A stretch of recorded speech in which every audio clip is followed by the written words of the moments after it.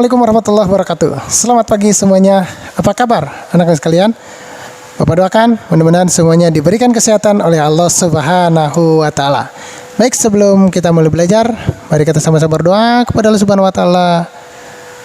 Berdoa dimulai. Sudah selesai? Anak-anak sekalian, hari ini Bapak akan menyampaikan materi cerita inspiratif.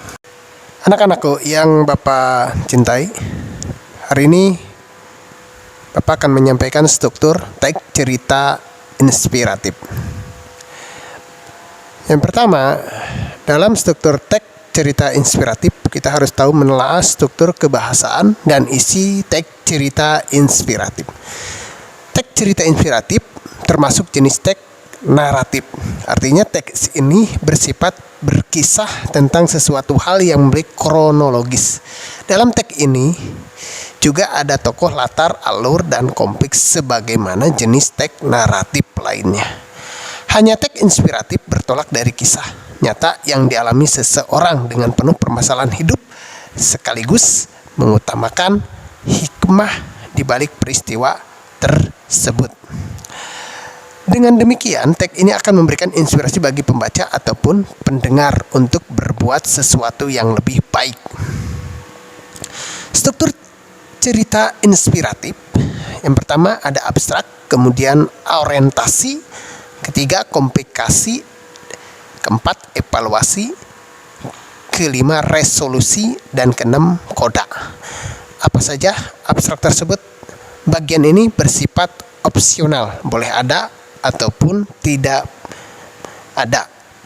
Ini merupakan inti dari teks inspiratif.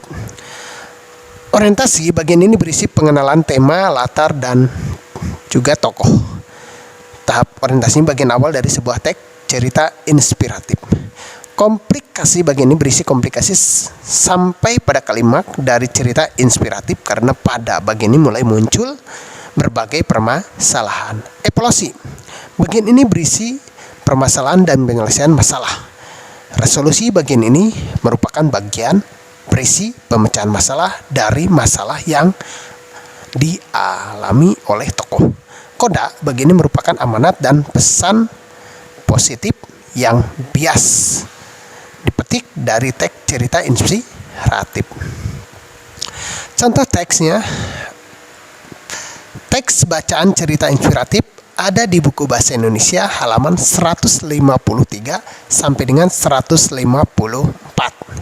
Tugasnya yaitu menyusun teks cerita inspiratif, tulis ceritamu dengan bahasa yang sederhana, sampaikan pesan dan emosimu sebagaimana kamu lihat dan rasakan. Hal ini akan membuat ceritamu alami dengan gayamu sendiri atau terkesan akrab.